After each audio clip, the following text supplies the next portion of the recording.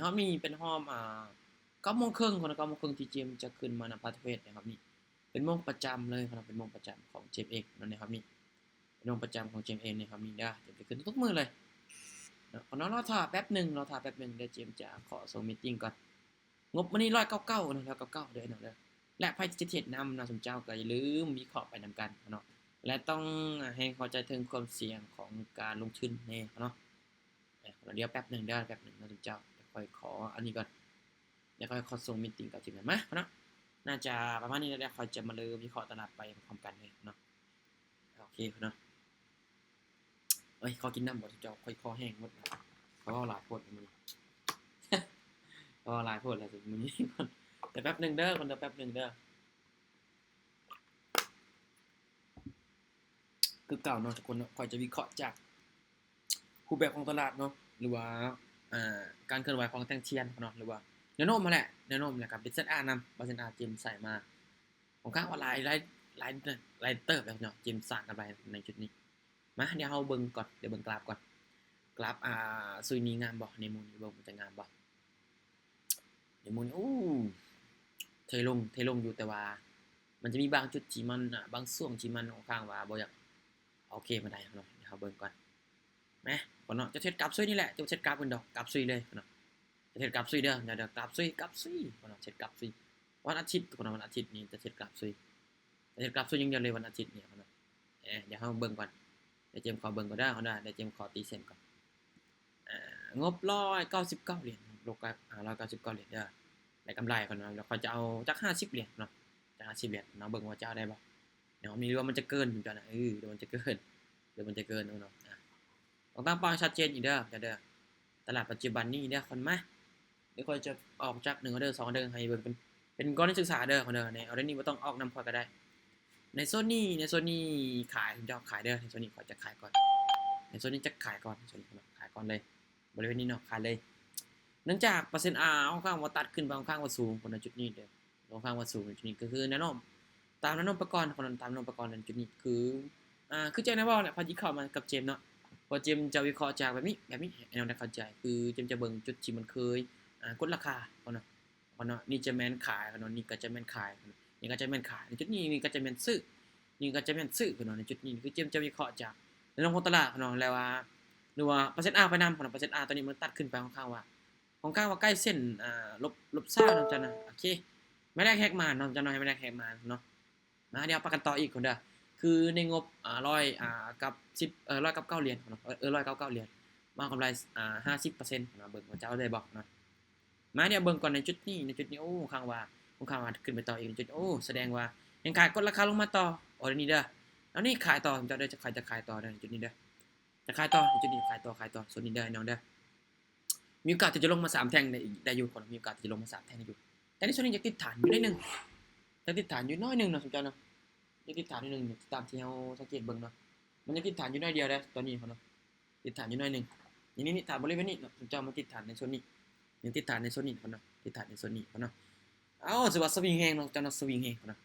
นี่จะมั่นใจอยู่ว่าจะปิดแดงน้อยๆเนาะเดี๋ยวเบิ่งก่อนเนาะเพราะมันตามดาราดีขึ้นไปต่ออีกสมเจ้านี่เด้อเดี๋ยวเบิ่งออเดอร์ที่2ห้องเนาะขึ้นไปต่อในจุดนี้แสดงว่าตามฐานมันตามฐานเนาะตามฐานในจุดนี้ค่อนข้างว่าขึ้นไปแฮงๆขนาดเลยขณะเดี๋ยวเฮาจับจุดกันใหม่อีกจับจุดกันใหม่เด้อเมื่อกี้นี้สังเกตเบิ่งฐานที่เป็นแนวครับน้องกี้นี้นะครับค่อนข้างว่าหลายโพดในจุดนี้เด้อเริ่มเข้ายังแล้วจะเริ่มเข้ายังแล้วถ้าเริ่มเล่นแล้วนี่เริ่มเข้ายังแล้วเดี๋ยวเบิ่งก่อนเด้อคนได้จะฟาดเธอได้จะฟาดเช็ดนำเด้อคนได้จะฟาดเช็ดนำก็ได้เดี๋ยวเบิ่งเจียมเช็ดเบิ่งเป็นกรณีศึกษาบอกก่อนก็ได้คนจะฟาดเช็ดนำเชื่อสวนลงมาอีกคนจุดนี้ลงมาต่ออีกจุดนี้ลงมาต่อแล้วก็มีฐานอีกเนาะบริเวณด้านลมคนฐานด้านลมนี่มีสิทธิ์นิ่งแดงได้บ่อาจารย์ฮะขึ้นสิวะมีสิทธิ์นิ่งอยู่บ่เด้งติตามขายมันบ่ตามขายบ่แม่นๆโอ้อย่าเฝ้ามันกดราคาได้อยู่จะได้อยู่กดราคาอยู่ได้อยู่เดี๋ยวเนาะได้อยู่โอเคเนาะแต่ที่ขายก็บินไปแนวนี้เนาะมาเนี่ยวิเคราะห์นำกันต่อวิเคราะห์นำกันต่อเด้อคนเด้อวิเคราะห์นำกันต่อเลยเอาค้างว่าลงมาหลายแล้วในปัจจุบันนี้เนาะลงมาต่อเด้อสนได้เนาะเด้อ ลงมาต่อจุดนี้โอ้แต่ว่าย้อนใส่ขึ้นไปอีกนิดนึงถ้าขึ้นได้เป็นเขียวนี่จะขายด้วยนี่เป็นเขียวนี่จะขายด้วยนี่ในโซนนี้เด้อในโซนนี้คนเนาะโอเคในโซนนี้จะขายเด้อจะขายต่อคนเนาะจะขายต่อก่อนในโซนโอ้แต่ลงมายาวหลายในโซนนี้เด้อคนเด้อผมข้างว่าลงมายาวหลายแต่คนในโซนนี้คนเนาะขึ้นไปแล้วคนเนาะขึ้นไปกับเป็นยังเนาะเจมยังรู้สึกว่ามันจะดิ่งลงมาเนาะจอนะเห็นบ่พอแต่เจมว่าเนาะพอแต่เจมว่าเนี่ยมันดิ่งลงมาแล้วเนาะทีนี้เนี่ยมันมีฐานด้านเทิงของด้านเทิงค่อนข้างว่าหลายกว่าเนาะค่อนข้างว่าหลายกว่าคือตลาดตอนนี้มันปรับโตแล้วคนปรับโตไปแนวโน้มขาลงเลยนะตอนนี้เห็นบอกคือเจมได้ว่าเนี่ยคือเจมได้ตีเสร็จลูกศรลงมาเนาะในจุดนี้ซึ่งว่าปรับโตกันค่อนข้างว่ามาอย่างคุณแห้งเลยเนาะซึ่งว่าแดงเดือดเลยในปัจจุบันนี้เนาะโอเคเนาะโอ้มีปัญหานะเจมเฉดนี่เนาะไม้ที่3บอกพลาดจากไม้ที่3คนนะในการเข้าเด้อแหละพญาเบิ่งกูแบบของตลาดมันเป็นอย่างเด้อคุณเจ้าเด้อแล้วพญาเบิ่งตลาดมันเป็นก่อนเนาะก่อนที่จะเอาเด้อในโซนนี้เด้อในบริเวณนี้ลงมาแดงในจุดนี้โอเคเจมจะตามซื้อไปตั้งแต่13วิเด้อเนาะในโซนนี้จะตามซื้อไปเลยในโซนนี้เราจะตามซื้อไปก่อนเนาะคือในโซนนี้เป็นยังมันลงมาแดงเป็นยังเจ้าจะคุดซื้อจะเป็นบ้าบ่เจมเดี๋ยวเขาจะอธิบายเด้อก็เด้อคือจุดนี้ถ้าว่าตามที่ค่อยวิเคราะห์เนาะตามที่ค่อยวิเคราะห์ในจุดนี้เนาะจะสังเกตเบิ่งตลาดปัจจุบันนี้เนาะคือแบบนี้นะเจมคือเจมได้บอกเนาะเจมแบบนี้เจมอธิบายบทเรียนเด้อคือเจมจะเบิ่งจากจุดนี้เนาะเจมจะเบิ่งจากจุดนี้เนาะจะเบิ่งจุดนี้เจมจะเบิ่งจากจุดนี้นะสมเจ้ามันข้างมันข้างว่าลงมานี่นะมันจะทิ่มไส้และจุดนี้มันจะสูงกว่าเนาะมันจะสูงกว่าแล้วมันจะลงมาต่ออีกเข้าใจบอกเนาะคือการเบิ่งในโลกของตลาดในจุดนี้บวกกับเปอร์เซ็นต์ลงข้างลงมาตามเส้นลบรอดแล้วเนาะเมื่อกี้นี้เจมก็เลยเลือกที่จะตามซื้อกันไปต่อจุดนี้เนาะเห็นบ่เนาะเนาะงามๆเนาะงามเลยเนาะคือจะให้เบิ่งแบบนี้เนาะจุดที่เข้าซื้อเนาะจุดที่เข้าซื้อมันจะเป็นจุดนี้เนาะนี่จุดนี้เนาะนี่จะเป็นจุดขายเนาะนี่จะเป็นจุดขายเด้อนี่จุดนี้คือการเนาะนี่จะเป็นจุดซื้อเนาะนี่จะเป็นจุดซื้อนี่คือการมันจะเป็นจุดซื้อเด้อจุดนี้เด้อจุดนี้อ๋อนี่เจมจะตามซื้อเด้อเจมจะตามซื้อไปก่อนเนาะเดี๋ยวจะตามซื้อไปก่อนแต่ถ้ามันขึ้นสูงหลายเนี่ยเราก็ต้องพิจารณาเบิ่งได้จนจอได้เพราะค่อนข้างมันตามฐานแน่ในจุดนี้เด้อแต่ก็ยังได้อยู่ในจุดนี้ยังได้อยู่คนเด้อยังได้อยู่ว่าค่อนข้างว่าในจุดนี้นะนี่บริเวณนี้ของเราบริเวณนี้นี่คือเจมเดี๋ยวแบบนั้นนี่บริเวณนี้ของเราคือค่อยวิเคราะห์นะค่อยจะเบิ่งจากแนวโน้มของตลาดนี่แหละนี่รวมเปอร์เซ็นต์ของค่อยนะโอ้ยตัดขึ้นงามของเรานี่จะเป็นจุดขายของเราเด้อของเรานี่จะเป็นจุดซื้อขออภัยของเราจุดซื้อนี่ก็จะเป็นจุดขายจุดนี้จะเป็นจุดขายของมันของเราจุดขายของมันของเราเห็นบอกขึ้นไปงามสมจอหน่อยอุ้ยของเราตึงขนาดเลยถึงหลอกก็ตึงอีกนะเจมจิสมจอนะตึงแท้ของเราชิวๆของเราในเห็นป่ะงามจังงามไปนะไปกดขายตั้งแต่13วิเราสมเจ้าว่ามาในจุดนี้นี่โอเคในจุดนี้ได้เบิ่งก่อนในจุดนี้โอเค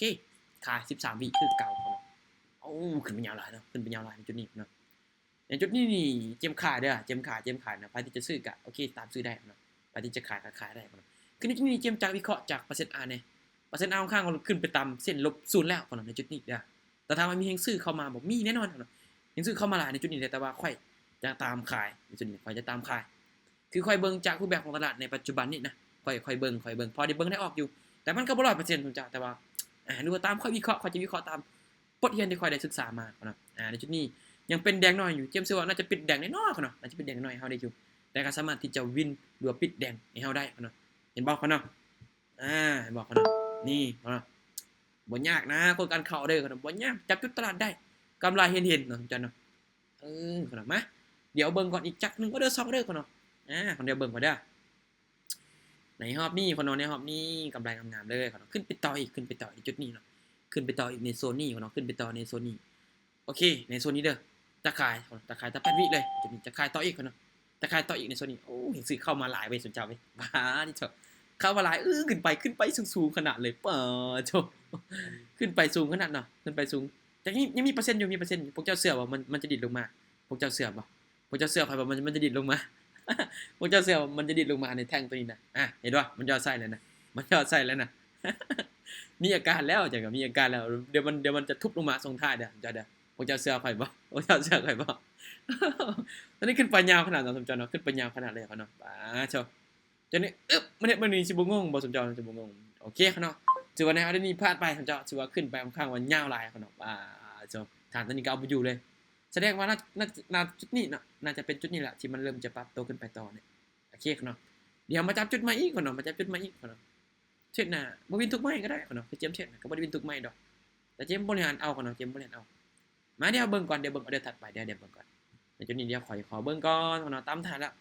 ตามฐานในจุดนี้ได้ตามฐานแล้วในโซนนี้นี่โอ้เห็นสื่อกดราคาขึ้นไปต่ออีกสุดเจ้าคนเนาะตามเช็ดเลยเด้อเขาเด้อตามเช็ดเลยตามนี้บ่ต้องเช็ดยากเด้อสุดเจ้าเด้อตามเช็ดเลยบ่ต้องเช็ดยากบ่ต้องเช็ดยากเด้อไอ้น้องเด้อตามเช็ดเลยมีคนซื้อบ่มีคนซื้อบ่นี่มีคนซื้อบ่สุดเจ้าคนซื้อบ่มันวิสุดท้ายพอตัดสินใจบ่ทันใจว่าฉันเป็นอย่างลงมาแดงโถแสดงว่าขึ้นว่านี่ตามฐานตัวเก่าลงมาต่ออีกถือว่าเป็นขึ้นกินเลยแทงตัวนี้โอ้ลงมาเดี๋ยวเบิ่งเดี๋ยวเจมเบิ่งก่อนเดี๋ยวเบิ่งก่อนเปอร์เซ็นต์อาค่อยว่าจังใดเนาะในโซนนี้เนาะเปอร์เซ็นต์อาค่อยว่าจังใดลงมาจุดนี้เนาะจุดนี้นี่เนาะจุดนี้เราก็ขึ้นไปตามแล้วก็จุดโอเคในออเดอร์นี้เนาะในบริเวณนี้ออเดอร์นี้เด้อนี่จะตามซื้อเด้อไอ้เนาะจะเตรียมจะตามซื้อขึ้นไปต่ออยู่ดีได้จะตามยังจะตามซื้ออีกนะสนใจจะตามซื้ออีกคนเนาะในจุดนี้เนาะถ้าพลาดกะว่าเป็นยังคนเนาะพลาดกะว่าเป็นยังเจมก็จะขึ้นเอาอีกคนเนาะคือในโซนนี้นี่เจมสังเกตเบิ่งรูปแบบของตลาดคนเนาะเมื่อกี้นี้มันตัดขึ้นไปแล้วแต่ว่าแห่งขายกดราคาลงมาโซนท้ายๆเด้อจอเด้อพยายามกดซ่าไว้เด้อไอ้เนาะเด้อพยายามกดซ่าไว้เด้อจอเด้อเพราะว่าตลาดนี้ผมก็เอาพันพวนในช่วงท้ายๆนี่เจ้าเด้อเดี๋ยวเอาเบิ่งกันคนเนาะซึ่งว่าแห่งขายนี่ก็ว่ากดราคาแห่งคนเนาะแต่เจมรู้สึกว่ามันจะดิดขึ้นปิดเขียวนิดหน่อยนะเจมรู้สึกว่ามันจะดิดขึ้นปิดเขียวนิดหน่อยเนาะเดี๋ยวเจมจะเบิ่งฐานเดี๋ยวเจมจะเบิ่งฐานให้เนาะเดี๋ยวเบิ่งก่อนมันจะมีประธานอยู่นี่เนาะมีอยู่เจ้ามีอยู่เดี๋ยวเบิ่งมันจะดิดได้บ่เดี๋ยวในโซนนี้มันจะดิดได้บ่ยังมีอยู่ฐานที่กดราคายังบ่ได้เนาะยังบ่ได้เด้อจุดนี้เด้อไปไม่น้อยบ่วินเจ้าน่าจะไปไม่ใหญ่จังวินได้เลยเนาะออกจังไม้ออก1 2 3 4 5 6คน6ไม้เนาะเจ้าเนาะออกไม้แม่นบ่ออก6ไม้บ่แม่นบ่ออก6ไม้หรือ7ไม้ว่าสมเจ้าออกข้อยก็บ่จื้อคือกันออกประมาณน่าจะนี่คนเนาะเดี๋ยวเบิ่งก่อน1 2 3 1 2 3 4 5 6 7คนเนาะ7 8ไม้คนเนาะ8ไม้พลาดได้1 2 3คนเนาะพลาดแต่3ไม้เจ้าพลาดแต่3ไม้เนาะพลาดแต่3ไม้วิน5เจ้าวิน5ไม้แต่ยังขาดทุนอยู่ตอนนี้ยังขาดทุนอยู่แต่ก็มีกำไรอยู่6เหรียญกำไรอยู่6เหรียญเดินในห้องนี่ต้นสำหรับต้นทุนนะสำหรับต้นทุนแสดงว่าปรับตัวลงมางามเนาะลงมางามเลยในจุดนี้เนาะชมนะใครที่ตามขานี่กำไรงามๆเลยเนาะในโซนนี้คือว่าเฮาออกบ่ทันในโซนนี้เนาะตอนวินแล้วเปิดเสียงเนาะตอนวินแล้วปิดเสียงบ่ได้สมเจ้านี่ ได้มาเดี๋ยวไปกันต่ออีกจาก1เด้อ2เด้อเนาะเมื่อกี้นี้ค่อยไปโอเคเมื่อกี้นี้ค่อยจะไปจากโอเคอันนี้จะไปจาก75เหรียญเด้ออันนี้จะไปจาก75เหรียญในปัจจุบันนี้ค่อนข้างว่าตามฐานอยู่นะตามฐานในชุดนี้เว้ยบริเวณนี้ยังตามฐานอยู่ในส่วนนี้ในส่วนยังตามฐานอยู่ในส่วนเดี๋ยวค่อยเบิ่งก่อนเด้อเดี๋ยวค่อยขอเบิ่งก่อนเพราะว่ายังบ่ทันมั่นใจเชื่อในจุดนี้คนยังบ่ทันมั่นใจเชื่อเลยเพราะว่ามันเคยลงมาฮอดจุดนี้เนาะมันก็ลงมาฮอดจุดนี้ก็เลยเบิ่งไปก่อน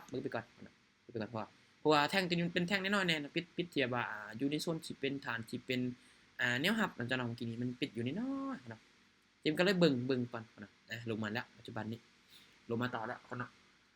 ใครที่ตามเทรนด์ตามเด้อคนเด้อใครที่มักตามเทรนด์นี่เจมจะเบิ่งไปก่อนในจุดนี้เนาะจะเบิ่งก่อนว่าในโซนที่เฮาเข้าเด้อยังวิเคราะห์ยากอยู่จุดนี้ยังวิเคราะห์ยากอยู่เห็นบ่เนาะตามฐานเนาะตามฐานแล้วดีขึ้นไปต่ออีกนี่ขึ้นไปต่ออีกตามฐานเนาะชมนี่คนซัดขึ้นไปเลยตอนนี้นะซัดขึ้นไปเด้อคนเด้อไอ้น้องซัดขึ้นไปเด้อปัจจุบันนี้เด้อตลาดนี่ตัดขึ้นไปแล้วเดี๋ยวเบิ่งก่อนเปอร์เซ็นต์ R ค่อยจะว่าจังได๋ในโซนนี้เด้อจงใส่ทั้ง2ฝากเว้ยทั้ง2ฝากเลยเด้ปัจจุบันเว้ยในโซนนี้เด้อเบิ่งก่อนก็จะตามเปอร์เซ็นต์ R ไปก่อนเด้อจะตามซื้อเด้อจุดนี้เด้อจะตามซื้อทันบ่เจ้าทันบ่เนาะตอนลดลงมานิดนึงเว้ยตามฐานเว้ยในจุดนี้นี่อยากว่าจากเสียแล้วจะได้จากเสียบ่ทันว่ะโอเคบ่ทันบ่เป็นหยังปะเนาะคือในจุดนี้นี่เมื่อกี้นี่เปอร์เซ็นต์ R ยังลดกรอบลงมาบ่ได้เชื่อแต่ว่าในช่วงท้ายมันลดกรอบลงมาเนาะแต่มาเบิ่งกันมันจะขึ้นไปปิดไซด์ดันเทิงได้บ่เนาะเดี๋ยวเบิ่งน่าจะปิดเขียวแน่นอนแหละแนวเดี๋ยวเบิ่งนำกันเด้อผมจะได้เพราะว่ามันมีฐานที่เป็นแนวครับแน่เนาะเมื่อกี้นี่ลงมาต่อเลยจังเนาะลงมาต่อเลยป้าโชเมื่อกี้นี่เปอร์เซ็นต์ R ปรับเปลี่ยนช่วงท้ายเว้ยปรับเปลี่ยนช่วงท้ายผู้บ่เห็นจอเลยจ้ะไม่เห็นจอว่ะมีคนเห็นบ่ตอนนี้เห็นบ่ไอ้น้องเห็นบ่แต่ละคน มีคนเห็นบ่แต่ละคนนี่เห็นบ่เห็นมีคนเห็นจอบ่ตอนนี้เห็นจอบ่ซุมเจ้าเห็นจอบ่ซุมทุกคนเห็นมีใครเห็นจอบ่ตอนนี้มีน้องเห็นจอบ่ เห็นอาจารย์ เห็นบ่โอเคใครบ่เห็นเข้าออกใหม่เด้อเข้าออกใหม่ถ้าใครบ่เห็นเนี่ยเข้าออกใหม่เขาเห็นเข้าออกใหม่เด้อซุมเจ้ากินมีปรับเปลี่ยนตลาดส่งท้ายเนาะเปอร์เซ็นต์ R ค่อยปรับเปลี่ยนส่งท้ายเว้ยยังขายกดราคาลงมาส่งท้ายๆนะตามฐานตัวนั้นนะเมื่อกี้นี้ยังลดลงมาบ่ได้เทื่อแต่ว่าข่อยก็เลือกที่จะตามซื้อแหละเพราะมันลดลงมาบ่ได้เด้แต่พอที่ข่อยกดปุ๊บมันก็ลดลงมาส่งท้ายๆเลยนะเนาะเดี๋ยวเฮาเบิ่งนำกันในออเดอร์ถัดไปเด้อตอนนี้ข่อยจะเอาอินไปเลยเนาะ100กับ31เหรียญสอบพาดกะยุติของสอบพาดกะบ่ไปต่อเนาะเพราะข่อยยังมีโมงข่อยอีกในโมงนึงเนาะคือแค่ข่อยเก็บมาแหละเนาะคืองบประมาณนี้ข่อยยอมรับความเสี่ยงได้นะสมเจ้าประมาณนี้แหละงบแต่ข่อยยอมรับความเสี่ยงได้เนาะเนาะลิดในโซนนี้เนาะลิดในโซนนี้แล้วในบริเวณนี้เนาะขึ้นไปต่ออีกเด้อขึ้นไปต่ออีกในโซนนี้เดี๋ยวคนขึ้นไปต่ออีกในจุดนี้ขึ้นไปต่ออีกในจุดนี้ขึ้นไปต่ออีกในจุดนี้ตามฐานแล้วตามฐานแล้วจะตามฐานเด้อเนาะตามฐานแล้วปัจจุบันนี้ตามฐานแล้วเดี๋ยวเบิ่งก่อนเดี๋ยวเบิ่งก่อนเด้อเดี๋ยวเบิ่งก่อนเบิ่งรูปแบบของมันไปก่อนเดี๋ยวเบิ่งก่อนในจุดนี้กระโดดเซต R เปอร์เซ็นต์ R เขายังตัดขึ้นบ่ได้เทื่อในจุดนี้เปอร์เซ็นต์ R เขายังตัดขึ้นบ่ได้เทื่อเด้อเนาะเดี๋ยวเฮาเบิ่งก่อนโอ้ยเนาะในจุดนี้ยังตัดขึ้นไปบ่ได้นะเดี๋ยวเบิ่งก่อนเดี๋ยวเจมขอเบิ่งก่อนยังบ่มั่นใจเทื่อในโซนนี้เนาะจะได้ว่าสวิงขึ้นนานจะได้ว่าสวิงขึ้นแน่เนาะว่าแล้วเฮ้ยตามฐานแล้วเนาะสวิงขึ้นพักแฮงกันเนาะป่าเจ้าสวิงขึ้นแฮงขนาดเนาะมาเดี๋ยวเราไปกันต่อเด้อเอานี่นำกันเด้อเดี๋ยวเบิ่งกันนำกันเลยเด้อในโซนนี้เด้อเบิ่งนำกันในโซนนี้มาในโซนนี้เด้อในโซนนี้ก่อนจะขายเด้อเดี๋ยวคนนี้ก่อนจะขายต่อเด้อในโซนนี้จะขายตั้งแต่30วิเลยสมเจ้านี่จะขายต่อเลยจุดนี้ในจุดนี้ขอจะขายต่อเนาะขอจะขายต่อเลยในจุดนี้เด้อคุณเจ้าขอจะขายต่ออีกในจุดนี้ได้ขอจะอธิบายนะเป็นยังขออีกเป็นกดขายโซนนี้เป็นยังขอจะกดขายไว้แท้เนาะจุดนี้เด้อตามได้โซนได้เด้อสมเจ้าเด้อคือเปอร์เซ็นต์ R ค่อยนี่นะตัดลงมาแล้วเนาะคือจะได้ว่าในนมของตลาดปัจจุบันนี่ในนมของตลาดปัจจุบันนี่แม่วันนี้ถ้าพลาดก็เป็นอย่างเนาะจ้ะเนาะถ้าพลาดก็เป็นอย่างค่อยกะโอเคยอมรับความเสี่ยงได้เนาะยอมรับความเสี่ยงได้ประมาณนี้คือเจนได้ว่าเนาะปัจจุบันในตลาดปัจจุบันนี้เนาะนี่ปัจจุบันของตลาดปัจจุบันนี้ที่ค่อยได้ตีเส้นไว้นะเดี๋ยวว่าตามผู้แบกของตลาดเนาะที่มันปรับตัวมันกำลังปรับตัวอยู่ในส่วนนี้เนาะคือในจุดนี้ในจุดนี้น่าจะเป็นจุดที่เซลล์เนาะจุดนี้น่าจะเป็นจุดเซลล์เนี่ยในจุดนี้เนาะเพราะว่าค่อนข้างมันจะอยู่ในโซนที่เป็นแนวโน้มของลงเนาะบอกเนาะเห็นส้มตะไคร่กดแต่สปายวิได้เนาะเจ้ามันก็แต่สปายวิเลยนะจ้ะนะในเอาได้ดีนะมั่นใจบ่มั่นใจกับบู้กันเนาะแต่ว่าค่อยกดไปแต่สปายวิเลยเจ้าเดี๋ยวค่อยเบิ่งก่อนเนาะกำไรค่อยเดี๋ยวยังมีอยู่บ่โอเคเนาะกำไรค่อยยังมีอยู่เนาะถึงค่อยจะพลาดอะไรก็ตามนี่ค่อยมาพลาดในช่วงนี้นะ3ไม้นี่3ไม้ติดกันมาพลาดช่วงนี้ซื่อแต่ก็ไม่ที่ค่อยไม่ที่4ค่อยก็วินเขาเนาะคือมื้อนี้เขาเทรดนี่หนักได้เขาเทรดมื้อนี้เทรดหนักเลยเนาะเทรดหนักเลยมื้อนี้นะค่อยกดแต่20วิเลยเอากินกันเนาะคนเนาะโอ้สวัสดีตลาดตอนนี้ได้เลยเนาะได้เลยซาวินะซาวิเรียบร้อยเนาะร้อย นี่คนเนาะโอ้ตลาดตอนนี้เจียมจับจุดได้อยู่จุดนี้นี่คนเนาะนี่จะคือลูกศรนี่จะเป็นจุดเซลล์คนเนาะจะเป็นจุดที่ขายเด้อคนเนาะแบบนี้คนเนาะทำลงมาฮอดณจุดนี้น่าจะเป็นจุดซื้อแล้วถ้าลงมาหาจุดนี้คนเนาะเดี๋ยวเบิ่งก่อนเด้อเดี๋ยวเบิ่งก่อนคนเนาะคือในโซนนี้มันพยายามจะปรับตัวลงมาอยู่พยายามจะปรับตัวลงมาเรื่อยๆเนาะคือเจมนี่ว่าเอาแหละพยายามจะปรับตัวลงมาเรื่อยๆเนาะคือเทรดวันนี้ก็จะประมาณนี้แหละไอ้น้องเจมก็เทรดบริวินหลายไม้ดอกเจมที่บริวินหลายไม้ดอกนี่แต่ว่าแต่ละรอบนี่เกมก็มีกำไรได้เจมเทรดนะเจมบริลบได้สมจอได้นะครับนี่เจ็บออกจากไม้บ่สมจอเดี๋ยวค่อยเบิ่งก่อนพิมพ์ให้ได้ไอ้น้องได้พิมพ์ให้ได้มีคนเทรดนำบ่สมจอเนาะมีคนเทรดนำบ่พิมพ์ให้ได้เด้อใครที่เทรดนำค่อยก็พิมพ์ให้แน่เนาะใครที่เทรดนำมีเนาะเดี๋ยวเบิ่งก่อนเนาะเดี๋ยวเบิ่งก่อนเลยมีโอเคเดี๋ยวเบิ่งก่อนเด้อเฮาออกจากไม้1 2 3 4 5 6 7คนเนาะ7คนเนาะ8 9 10คนเนาะออก10ไม้ออก10ไม้พลาดจะไม้บ่1 2 3น่าจะพลาด5ดิคนเนาะ4ไม่ละคนเนาะพลาดแต่4ไม้จังพลาดแต่4ไม้เนี่ยพอพลาดแต่4ไม้นั่นแหละพลาดแต่4ไม้พลาดแต่4ไม้ออก10ไม้แสดงว่าค่อยวิน6ไม้นะพอวิน6ไม้คนเนาะพอวิน6ไม้เนาะพลาด4คนเนาะแต่ยังมีกำไรอยู่ย้อนค่อยบริหารต้นทุนขอย้อนค่อยบริหารต้นทุนได้เนาะนี่เนาะนี่คือจะเป็นการเข้าออเดอร์ของค่อยเด้อนี่จะเป็นการเข้าออเดอร์ของค่อยจะประมาณนี้ในการเข้าออเดอร์ของค่อย มีจุดซื้อและจุดขายเป็นต้องสังเกตเบิ่งให้ได้จิบสังเกตเบิ่งจากตลาดตัวจริงไปทำการเลยแหละเนาะนี่เนาะจิมจะสังเกตเบิ่งจากภาพตัวจริงไปเลยออก10 ไม้นะคนออก10 ไม้เนาะพลาดแต่4 ไม้เนาะพลาดแต่4 ไม้แต่วิน6ถือว่ายังมีกำไรอยู่โอเคบ่คนนั้นครับมีใคร บ่มีไม้แถมบ่ชาม ไม่แถม ไม่แถมอีกแล้วไม่แถมอีกแล้วโอ้คุณน่ะตัวบวก10แล้วนะตัวบวก10อะไรพอแล้วนะตัวบวก10แล้วนะตัวบวก10แล้ว เมื่อกี้มื้อบ้านลั่นออกไปละ2เหรียญเนาะ ออกไปละ2 เหรียญบ่บวก13เนาะโอ้ไงบวก13เนาะตึงหลายมาฉันจะออกให้จังไม่1เด้อไม่1เด้อไม่1เด้อมาไม่1ไม่1เด้อไม่1จะไปได้เนาะไม่10ไป10 เหรียญเด้อไม่นี่จะไป10 เหรียญจะไป10 เหรียญเด้อในส่วนจะไปจาก10 เหรียญนึงบ่ไปหลายเดือนก็เด้อไปหลายในบริเวณนี้เนาะในโซนนี้เด้อในบริเวณนี้จะขอตามชื่อเด้อจะขอตามชื่อเด้อในโซนนี้ตามชื่อไปก่อนในโซนนี้พาดว่ากันเนาะจะพาดว่ากันเด้อพาดว่ากันก่อนเนาะเนื่องจากเปอร์เซ็นต์ตัดขึ้นไปแล้วเปอร์เซ็นต์ตัดขึ้นไปประมาณ-6 70 บาทเนาะ70 บาทเดี๋ยวนี้70 ซื้อวะแม่นซื้อวะไอ้ ซื้ออันนี้ซื้อ โดย วินอันนี้นะวินอันนี้จะได้ก็วินเนาะ พาดว่ากันจะนะพาดว่ากันเด้อจะว่าเจมเอิ้นให้ซื้อเขาเนาะบ่ต้องเช็ดนำก็ได้นะสมจันนะ